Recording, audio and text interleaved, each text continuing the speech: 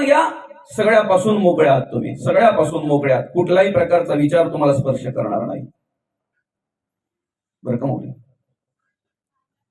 समोरून बैलगाडी चाललेल्याने विचारलं ते काय? म्हणे बैलगाडी. दाखव रे बाबा बैलगाडी कुठे आहे? म्हणे ती कोण चालली? अरे हात लावून दाखव ना दादा. चाकाला हात लावला, चाक आहे. धुराडीला हात लावलं, धुराडी आहे. झुकेला हात लावलं, झुक्यार आहे. साठीला हात लावलं, साठी आहे. बैलांना हात लावलं, बैल आहे. बैलगाडी कुठे आहे? आरं आहेत, पाटा आहेत, दहावी आहेत, आंबवाना आहेत, कानकिल्या आहेत, आस आहे, पेटी आहे, सैला आहेत, पट्ट आहेत, झुक्यार आहे, धुरांडे आहेत, कुठं आहेत, पोट कुठं आहे, साठी आहे, काय डांबरे राहिलं. बैलगाडी कुठे आहे? शेवटी म्हणे नाही, आता हरलो. मी कुठे आहे? 7-5-3 दशकांचा मेळा, 25 तत्व आणि त्या 25 तत्वांची ओळख माऊली आम्हाला हरिपाठामध्ये करून देतात. 7-5-12-3-15 दशकांचा मेळा, 10-25 30-35 तत्वांची ओळख आम्हाला नाथ महाराज त्यांच्या हरिपाठामध्ये करून देतात. प्रत्येक तत्व ना तत्व बाजूला जरी केलं, जसं प्रत्येक पाठ ना पाठ बाजूला केला तरी बैलगाडी कुठे आहे ती सांगता येत नाही, तसं आमचं प्रत्येक तत्व ना तत्व बाजूला केलं तरीही मी हे तत्व कुठे आहे हे आम्हाला सांगता येत नाही, सांगता येणार नाही. सांगा ना मी कुठे आहे? हा मी आहे. गाल आहे, हा मी आहे. डोकं आहे, हा मी आहे. छाती आहे, हा मी आहे. हात आहे, हा मी आहे. पाय आहे, हा मी आहे. पोट आहे, हा मी आहे. पाठ आहे. मी आहे कुठे? प्रत्येक तत्व बाजूला करा ना, प्रत्येक तत्व बाजूला करा. देह एक नाही, 4 देह आहेत. स्थूल, सूक्ष्म कारण आणि महाकारण. 4 देहाच्या 4 स्थिती आहेत: जागृती, स्वप्न, सुषुप्ती आणि तुर्या. 4 अभिमान आहेत: विश्व, तेजस, प्राज्ञा आणि प्रत्येक आत्मा. 4 स्थान आहेत: नेत्रस्थान, कंठस्थान, हृदयस्थान आणि मूर्धनी. 4 शक्ती आहेत: इच्छाशक्ती, द्रव्यशक्ती, ज्ञानशक्ती आणि क्रियाशक्ती. 4 भोग आहेत: प्रविक्त भोग, आनंद भोग, आनंदाव भास भोग आणि स्थूल भोग. 4 गुण आहेत: रजोगुण, तमोगुण, सत्वगुण, शुद्ध सत्वगुण. 4 मात्रा आहेत: आकार, उकार, मकार आणि अर्धमात्रा. 8-32. पंचभूतात्मक देह आहे माऊली. या पंचभूतात्मक देहामध्ये एक अंतःकरण पंच कार्य करते. अंतःकरण, मन, बुद्धी, चित्त आणि अहंकार. याच पंचभूतात्मक देहामध्ये एक प्राणपंच कार्य करते. प्राण, अपान, व्यान, उदान आणि समान. याच पंचभूतांमध्ये एक कर्मेंद्रिय पंच कार्य करते. वाचा, पाणी, पाद, शिश्न, गुदा. आणि याच पंचभूतात्मक देहामध्ये एक ज्ञानेंद्रिय पंच कार्य करते. शब्द, स्पर्श, विषय पंच कार्य करते. शब्द, स्पर्श, रूप, रस आणि गंध. ज्ञानेंद्रिय पंच कार्य करते. नाक, कान, त्वचा, डोळा आणि जीभ. पृथ्वी, आप, तेज, वायू आणि आकाश या पंचभूतात्मक देहामध्ये प्रत्येक भूताची तत्व आहेत. ज्याप्रमाणे ती पृथ्वी दगड, धोंडे, माती, डोंगर, दर्या याच्याने आम्ही पृथ्वी ओळखतो, तसं ह्या पृथ्वीला अस्थि, मांस, त्वचा, नाडी आणि रोम ही तत्व आहेत पृथ्वीची. हाड, मांस, त्वचा, नाडी, रोम पृथ्वीची तत्व आहेत. ज्याप्रमाणे तिकडे विहिरी, नल्या, कूप, नदी, सागर ह्या सगळ्या प्रकारे आम्ही आप जाणतोय, आप पाणी, त्याप्रमाणे या ठिकाणी आप आहे. शुक्लित, शुरणित, लाळ, मूत्र आणि श्वेद. ते आप ज्या तेजापासून निर्माण झाले ते तेज म्हणजे क्षुधा, तृषा, आलस्य, निद्रा आणि मैथुन. ते तेज ज्या वायूपासून निर्माण झाले ते वायू म्हणजे चलन, वलन, प्रसारण, निरोधन आणि आकुंचन. ते वायू ज्या आकाशापासून निर्माण झाले त्या आकाशाचे 5 तत्व आहेत: काम, क्रोध, शोक, मोह आणि भय. मला सांगा, जवळजवळ 80-84 तत्व या ठिकाणी आपण बघितली. प्रत्येक तत्व ना तत्व बाजूला केलं. मी हे तत्व आलं का? देहातलं काय बाजूला करायचं राहिलं बरं? देहातलं काय पाहायचं राहिलं बरं? मी हे तत्वच नाही आहे. मी हे तत्वच नाही आहे. बरं का? मग डोळे पाहताना दिसतायत, कान ऐकताना दिसतायत, तोंड बोलताना दिसतंय, पाय चालताना, हात काम करताना दिसतायत.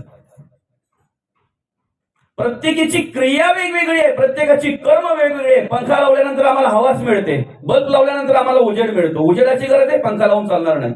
हवेची गरज आहे, बल्ब लावून चालणार नाही. थंड पाणी पाहिजे, फ्रीजच. हीटर लावून चालणार नाही, गरम पाणी. गिझर लावून चालणार नाही, गरम पाणी. गरम पाणी गिझर देत आहे, मिक्सर वाटणा करून देत आहे, चक्की दळून देत आहे, वॉशिंग मशीन कपडे धुवून देते. फ्रीज मधून आम्हाला थंड पाणी मिळतंय. बल्ब आम्हाला उजेड देतोय, प्रकाश देतोय, पंखा आम्हाला हवा देतोय, एसी आम्हाला गार हवा देतोय. पण सगळ्या उपकरणांना चालवण्यासाठी वीज मात्र एकाच प्रकारची आहे ना. सगळ्या उपकरणांना चालवण्यासाठी वीज एकाच प्रकारची आहे ना. तसं डोळे पाहायचं काम करतात, कान ऐकायचं काम करतात, तोंड बोलायचं काम करतंय. सगळी इंद्रियांची कर्म वेगवेगळी आहेत, काम वेगवेगळं आहे, प्रत्येकाचं काम वेगवेगळं आहे. पण सगळ्यांकडून कर्म करून घेणारं जे तत्व आहे, पृथ्वी आप तेज वायू आणि आकाश या पंचही भूतांना सामर्थ्य देणारं जे महत्त्व आहे, सगळ्या इंद्रियांना सामर्थ्य देणारं जे महत्भूत आहे, जे महत्त्व आहे, ते एकच आहे. सर्वांकडे एकच आहे. सर्वा घटी राम देहादेही एक. बरं का मुली, घट वेगळी आहेत ना. घटाघटाचे रूप आगळे, प्रत्येकाचे दैव वेगळे. आणि तो कारागीर पण कसा आहे, फिरत्या चाकावरती देशी मातीला आकार विठ्ठला तू वेडा कुंभार. घट वेगळे आहेत, प्रत्येकाचे देह वेगळे आहेत, प्रत्येकाची विचारसरणी वेगळी, प्रत्येकाची कर्म करण्याची पद्धत वेगळी आहे, प्रत्येकाचं राहणं जगणं वागणं प्रत्येकाचं वेगळं आहे. पण प्रत्येकाला सांभाळणारा देव मात्र एक आहे. प्रत्येकाला सामर्थ्य देणारा देव मात्र एक आहे. मौली, ज्या दिवशी आम्हाला त्याचं स्मरण होईल, आठवण राहील, त्या वेळेला आमच्याकडून कुठल्याही प्रकारची वाईट कर्म घडणार नाहीत. चोर चोरी तेव्हा करतोय जेव्हा आजूबाजूला पाहतोय आणि त्याची खात्री होते मला कोणीही पाहत नाही. वाईट कर्म करणारा तेव्हा वाईट कर्म करतोय ज्या वेळेला तो आजूबाजूला पाहतोय आणि त्याची खात्री होते मला कोणी पाहत नाही. ज्या दिवशी मला पाहणारा व्यक्तिशः बाहेर कोणी नसेल तरी अंतरात्मा म्हणून आत्मा माझ्या देहामध्ये देव पाहतोय, देव साक्षीला आहे, साक्षी ब्रह्म म्हणून ते माझ्या अंतःकरणामध्ये माझ्या देहामध्ये कार्य करतंय. ज्या दिवशी याची प्रचिती माणसाला येईल त्या दिवशी चोराच्या मनामध्ये सुद्धा परिवर्तन झाल्याशिवाय राहणार नाही. वाईट कर्म करणाऱ्या माणसाच्या मनामध्ये सुद्धा परिवर्तन झाल्याशिवाय राहणार नाही. तो देव मला सांभाळतोय, तो देव मला सामर्थ्य देतोय. आणि म्हणून हा नरदेह भगवंताने आम्हाला साधन दिलेलं आहे, साध्य करायचं आहे. परमार्थ, भक्ती, देवपूजा, धर्मकार्य, देवकार्य आम्हाला करायचं आहे. साधनाचं ज्ञान पाहिजे. देह नाशिवंत आहे, नाशिवंत देह जाणार सकळ आयुष्य खातो काळ सावधान. देह जाईल जाईल याची काळवा खाईल. देह हे काळाचे, धन कुबेराचे. बरं का, देह हे काळाचे, धन कुबेराचे.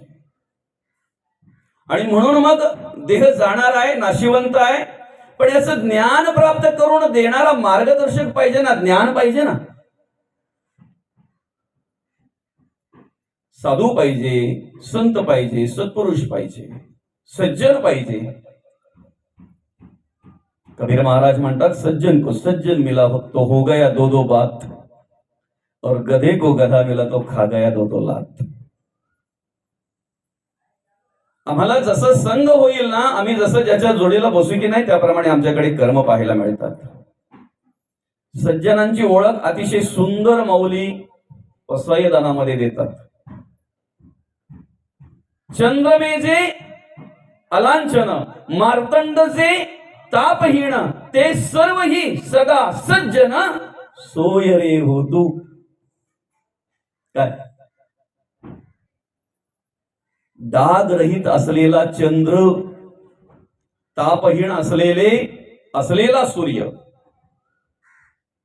आम्ही जगत वागत असताना कशा प्रकारे कार्य केलं पाहिजे. आपण ह्यांची प्राप्ती कधी होते, जर खळांची व्यंकटी सांडली तर.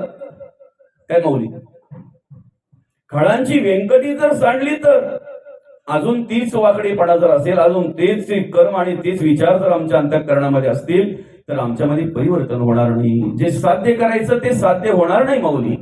जे साध्य करायचं ते साध्य होणार नाही. एका महिलेला एखाद्या घरामध्ये पतिव्रता म्हणून जर कार्य करायचं असेल तर पूर्वीचं सगळं विस्मरण झालं पाहिजे. काही काळापुरतं आई वडिलांना विसरावं लागतंय ना, घरदार विसरावं लागतंय ना, आवडी निवडी कायमच्या विसराव्या लागतात ना, आपलं जुनं नाव सोडून नवीन नाव ठेवायला लागतंय ना, त्याला माणसावरचं नाव म्हणतात का? नवरा राम असेल तर बाई सीता, नवरा पांडुरंग असेल तर बाई रुक्मिणी, नवरा महादेव असेल तर बाई पार्वती, नाही का? आहेत का आता? रामच नाही राहिला बाबा, तर सीता कुठे असेल? नाही का? रामच नाही राहिला, सीता कुठे असेल? पांडुरंगच नाही ना, पांडुरंगच नाही.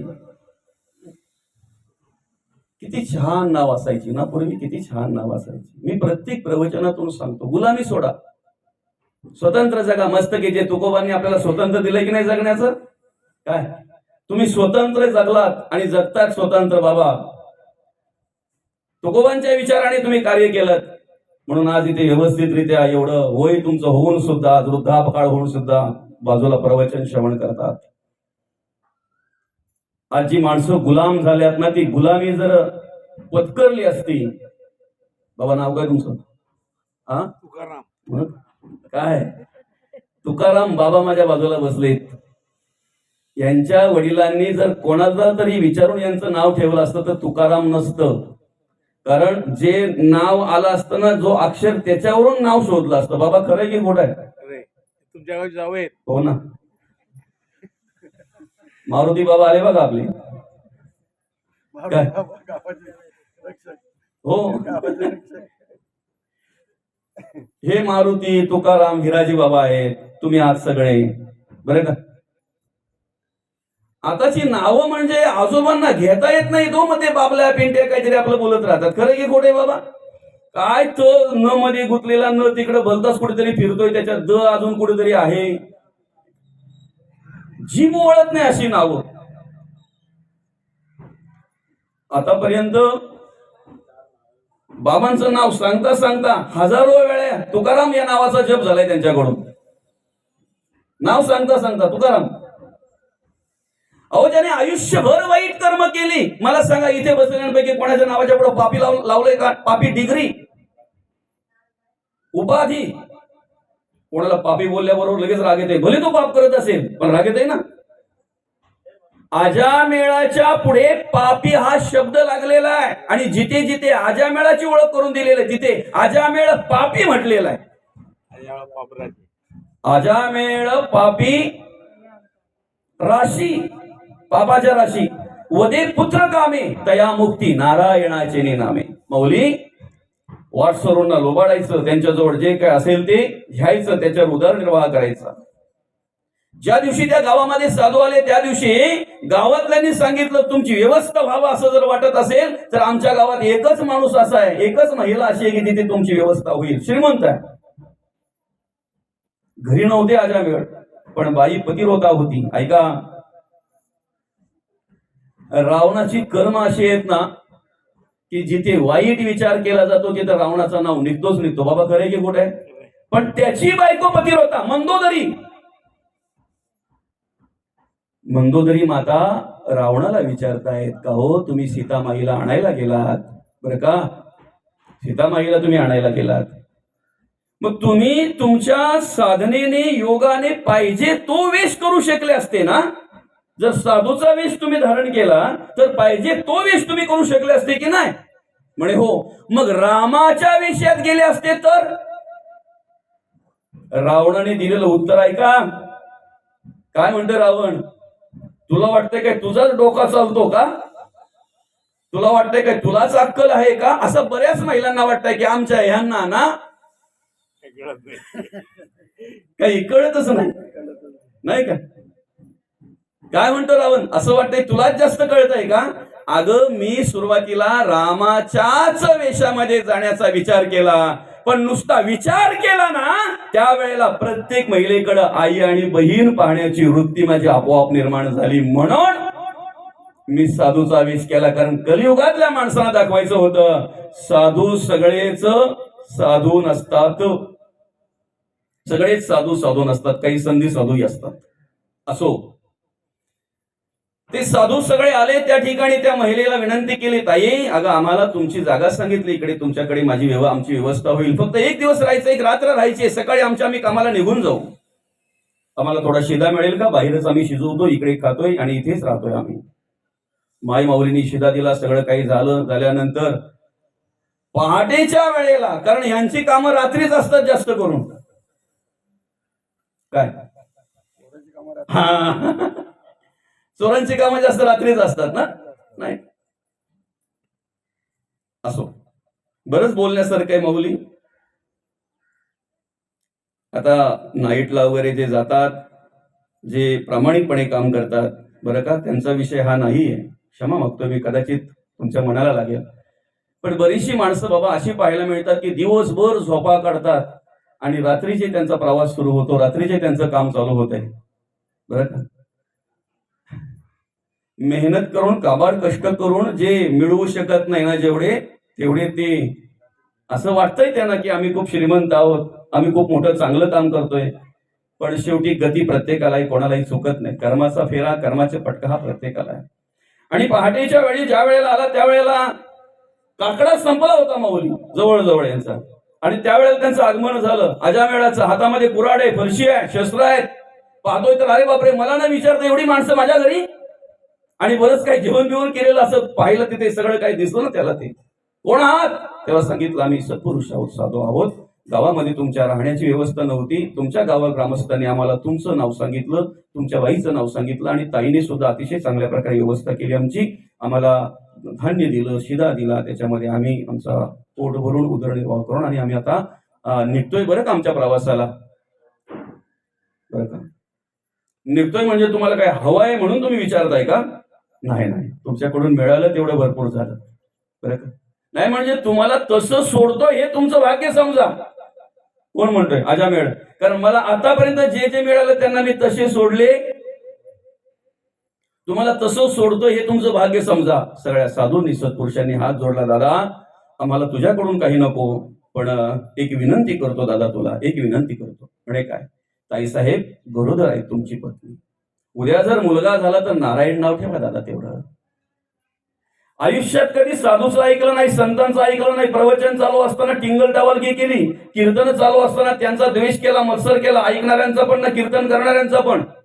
धर्मकार्य गावात असेल तर तंगडे खेचायचं काम केलं, पण कधी सहकार्य करण्याचं काम केलं नाही. पण आयुष्यामध्ये एक काम केलं, काही साधूचं ऐकलं, मुलाचं नाव नारायण ठेवलं. आणि ऐका, शेवटच्या वेळेला जेव्हा कर्माची गती प्राप्त झाली, आयुष्यभर केलेल्या कर्माचा फटका पडला, असह्य वेदना व्हायला लागल्या देहाला, असह्य वेदना व्हायला लागल्या देहाला. आणि ज्या वेळेला देहाला असह्य वेदना व्हायला लागल्या त्यावेळेला मुलाला हाक मारली आहे, नारायणा धाव. आणि नारायणा धाव हाक मारल्याबरोबर प्रत्यक्ष नारायणाला धावावं लागलं.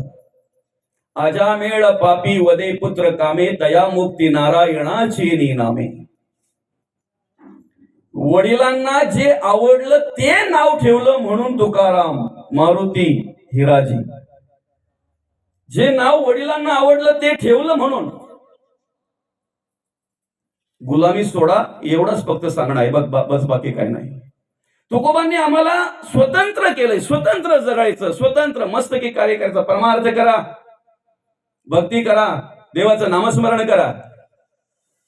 पण दुर्दैव काय माहितीये का? देवाचं नामस्मरण करायला पण आम्हाला मूर्त पाहायला लागतो. हे दुर्दैव आहे. ज्या दिवशी तुम्हाला देवाचं कार्य करायची, धर्माचं कार्य करायची, देवाचं नामस्मरण करण्याची सद्बुद्धी निर्माण झाली ना, अंतःकरणापासून विचार करा की तो दिवस आमच्यासाठी शुभ आहे.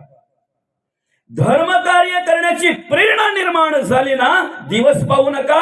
हिंदवी स्वराज्य संस्थापक राजे शिवछत्रपतींनी जेवढे गड किल्ले घेतले तेवढे अमावस्याच्या दिवशी घेतले, तेवढे अमावस्याच्या दिवशी घेतले. चांगलं कार्य करण्यासाठी मूर्त पाहायची गरज नाही आणि वाईट काम करण्यासाठी मूर्त पाहून पण करता कामा नये.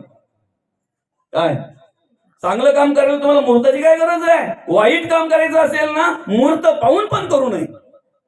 अशुभ दिवशी तर नकोच नको, शुभ दिवशी पण नको, आणि शुभ दिवशी तर नकोच नको, पण अशुभ दिवशी पण नको.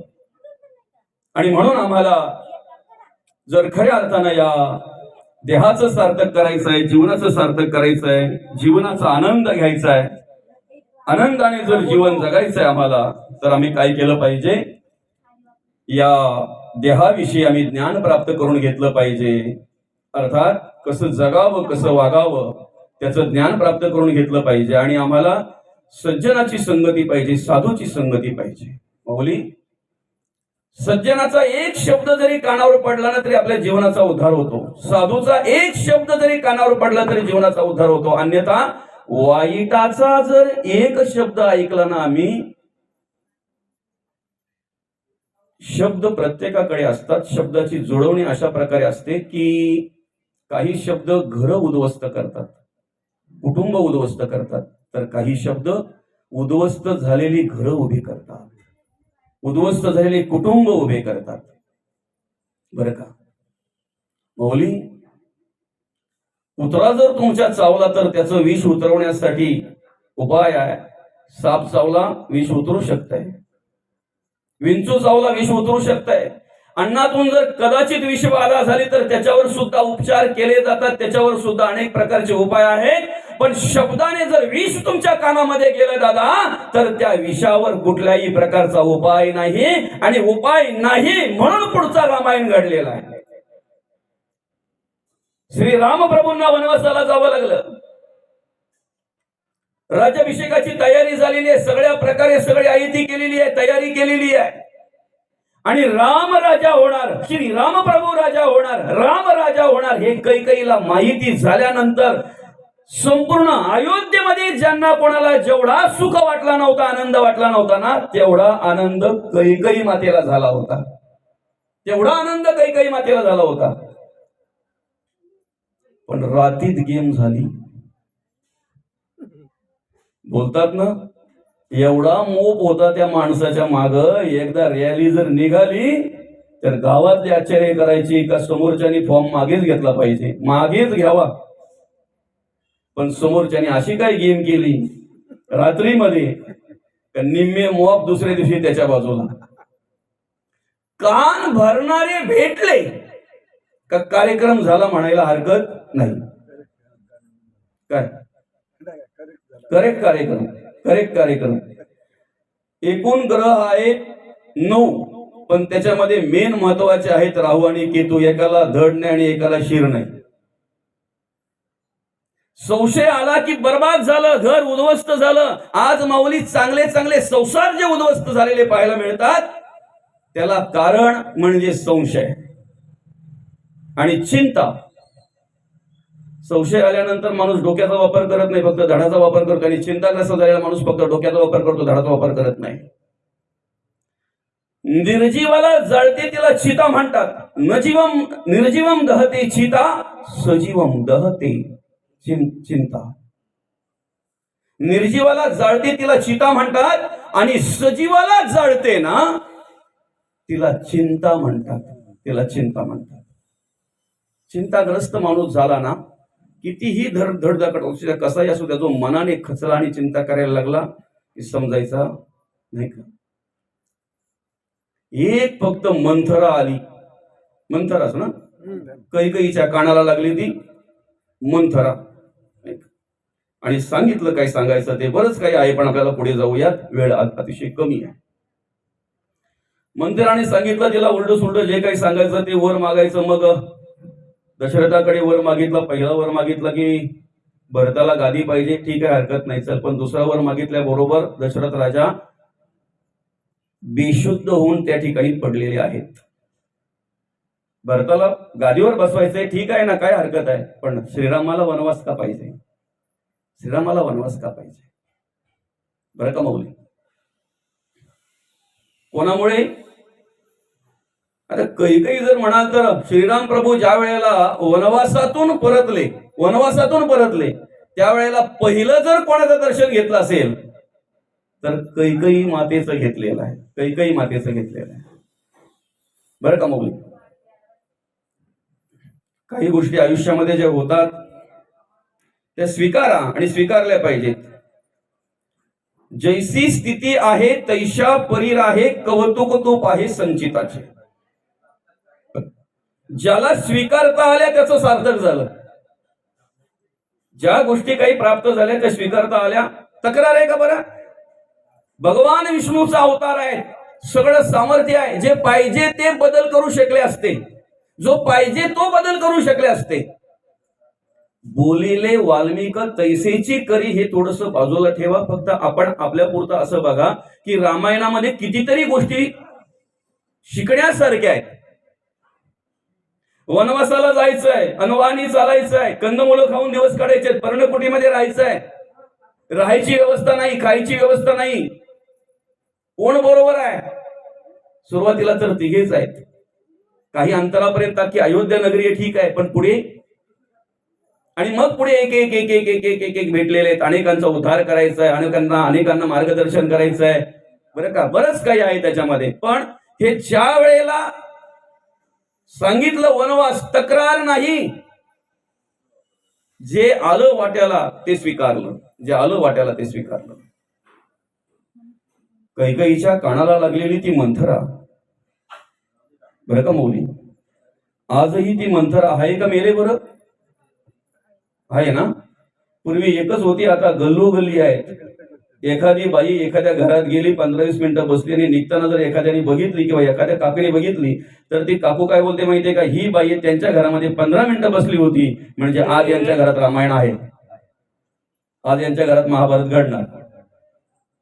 काय वाईट गोष्टी कानावर टाकणाऱ्यांचा संग पण नको, ऐकणं लांब गेलं. तुम्हाला जर तुमच्या जीवनाचं सार्थक करायचंय तर माणसाला निंदा आवडते की स्तुती? स्वतःची स्तुती आवडते, इतरांची निंदा? काय स्वतःची स्तुती, इतरांची निंदा? इतरांची निंदा करणारा माणूस आपण आतुरतेने ऐकत असतो, पण त्या वेळेला ऐकताना विचार करा, हा माणूस जर त्या माणसाविषयी माझ्याकडे वाईट बोलतोय तर 100% माझी पण उद्या कोणाकडे तर निंदा करणार आहे. त्याच वेळेला त्याला सांगता आलं पाहिजे, दादा तुझे विचार तुझ्याजवळ, मला हे काही सांगू नको, देवाचं देशाचं धर्माचं काय असेल ते सांग. पण त्यांच्याकडे ते काहीच नसते. प्रपंचाचं उदंड ज्ञान, परमार्थाविषयी अज्ञान, नेणे सोय समाधान, या नाव बद्धाजवळ साधकाने बसू नये. व्यसनाधीन झालेली, व्यसन करायला लावणारी, नको तो नादाधीन झालेले, नको त्या नादाला लावणारे 100 मित्र जवळ करण्यापेक्षा 2च आणि मोजकेच मित्र ठेवा, जे आम्हाला माऊली ज्ञानोबा आणि जगद्गुरु तुकोबा सांगतील. मोजकेच मित्र असलेले बरे ना. काय मंथरेच्या जवळ जर बसाल तर चांगला चाललेला संसार उद्ध्वस्त झाल्याशिवाय राहणार नाही. ती मंथरा म्हणजे तिला उपमा कसली दिलेली माहिती आहे का? आता ह्या वेळेला जर आपण जंगलामध्ये फाट्याना गेलो, आता जायचं जरा कमी झालंय, पण गेलो समजा, आता बऱ्याचशा महिला या ठिकाणी वृद्ध आहेत, त्या बिचाऱ्या गेल्या असतील पहिले फाट्याना जंगलामध्ये. ते गेल्यानंतर तिथे त्या झाडांवर चिंचेसारख्या शेंगा लोंबलेल्या असतात बघा, काय म्हणतात त्याला? हा, कुईलू. किती आवडीने जाता ना तुम्ही तिच्या जवळ दिसल्या बरोबर लगेच त्या वेळीला मिठीच मारायला जाता. बऱ्याच दिवसांनी भेटली ग बाई, तिच्या संपर्कात जरी आला ना, संपर्कात, बाबा खरं ही गोड आहे, तिच्या संपर्कात जरी आला ना तरी अंगाला खाज सुटते. तशा काही महिला आहेत, नुसत्या संपर्कात जरी गेलात ना तरी तुमचं जीवन बर्बाद झाल्याशिवाय राहणार नाही, तुमचं आयुष्य बर्बाद झाल्याशिवाय राहणार नाही. काही पुरुषही तसेच आहेत, काही पुरुषही तसेच आहेत. नुसता संग झाला तरी कधी खायला शिकला पत्ता लागला नाही. काय असेल ते XYZ काही लावा तिथे तुम्ही, गाळलेल जागी फरक पडणार नाही. तुम्हाला ज्ञानोबा, माऊली आणि तुकोबा जर समजून घ्यायचे, शांती ब्रह्मनाथ महाराज जर समजून घ्यायचे आहेत, देव कार्य देश कार्य जर करायचं आहे तर सर्वप्रथम आम्हाला मार्गदर्शक योग्य पाहिजे. आम्ही कोणाच्या जोडीला बसलो पाहिजे हे महत्वाचं आहे. माऊली, जोपर्यंत माणसाकडे सगळ्या प्रकारची शिल्लक आहे, साधन आहे ना, तोपर्यंत सगळी लोक तुम्हाला मानणार आहेत, जवळ करणार आहेत, तुमचं उदो उदो करणार आहेत. चांगली कर्म केली तर फुलांचा हार घालणार आहेत, पण त्यांच्या मनाविरुद्ध कधी वागलात ना चुकून जरी, तरी तुमच्या गळ्यात चपलांचा हार घालायला मागे येणार नाहीत. आज जी लोक तुमची स्तुती करतायत ना, उद्या जर त्यांच्या मनाच्या विरुद्ध कधीतरी तुम्ही केलं तर तीच लोक तुमची निंदा करायला सुद्धा मागे येणार नाहीत. तीच लोक. म्हणून लोकांचा विचार करू नका. जगद्गुरु तुकोबांचा विचार करा, मौली ज्ञानोबांचा विचार करा, शांतीब्रह्म नाथ महाराजांचा विचार करा, जनाबाई कान्होपात्रा बहिणाबाईचा विचार करा आणि त्या पद्धतीने वागायला जगायला लागा. तुमच्या जीवनाचा सार्थक झाल्याशिवाय राहणार नाही, तुमच्या आयुष्याचं सार्थक झाल्याशिवाय राहणार नाही. जेवढा नम्रतेने परमार्थ करता येईल तेवढा नम्रतेने करा. लहानपण देगा देवा मुंगी साखरेचा रवा, ऐरावत रत्न थोर ते शंकुशाचा.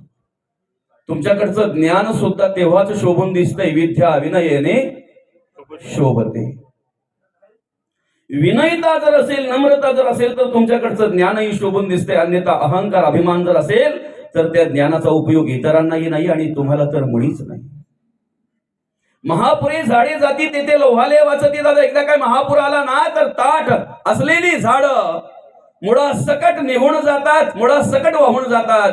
पण लव्हे जे असतात ना तो पूर ओसरल्या बरोबर जसेच्या तसे उभे राहण्याचं सामर्थ्य त्यांच्यामध्ये असते. कारण का पुराच्या वेळेला नम्र होण्याचं ज्ञान त्यांच्याकडे असतं. ज्यांना ही क्रिया जमली ते शेवटपर्यंत व्यवस्थितरित्या धर्म कार्य करत असतात, देव कार्य करत असतात. आणि म्हणून अहंकार बाजूला ठेवा, अभिमान बाजूला ठेवा आणि नम्रतेने देवाचं कार्य, देशाचं कार्य, धर्माचं कार्य करायला लागा. देवाचं कार्य करण्यासाठी नरदेहा भगवंताने साधन दिलेले. जोपर्यंत संचित आहे तोपर्यंत सगळे आपले समता संचिताचे शेष ढकलून देते. काय म्हटलेलं आहे, कोण कुणाचा पिता जगी या माता ही कवणाची, कन्या पुत्र ही नसते आपले भार्या तर परक्याकडची. बंधू भगिनी सगळे सोयरे आप इष्ट संपत्तीची, कोणी नसे या जगी आपले धरी कासो तू धर्माची माऊली. ज्यांना कळलं ते कुठे राहिले, कुठे गेले, काय करतायत, कशा पद्धतीने जगतायत, वागतायत. कार्य करत असताना देहावरचं प्रेम त्यांचं कमी झालं, विधेय स्थिती निर्माण झाली, त्या ठिकाणी स्थितप्रज्ञ अवस्था निर्माण झाली, जीवनमुक्त अवस्थेने कार्य करायला लागले.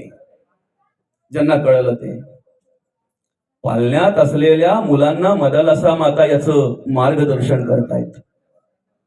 पालण्यात असलेल्या मुलांना हा देह नाशिवंत मलमूत्राचा बाधावरी चर्म घातले रे कृमी कीटकांचा साधा, रव रव दुर्गंधी रे अमंगळ तिचा बाधा, स्मरे त्या हरिहरा शरण जाई गोविंदा. या देहाचा भरवसा पुत्र न धरावा ऐसा, माझे माझे म्हणून या बहु दुःखाचा वळसा, बहुत टकीले मृग जळाच्या आशा, तृष्णा सांडुनिया योगी गेले वनवासा. का गेले वनवासा?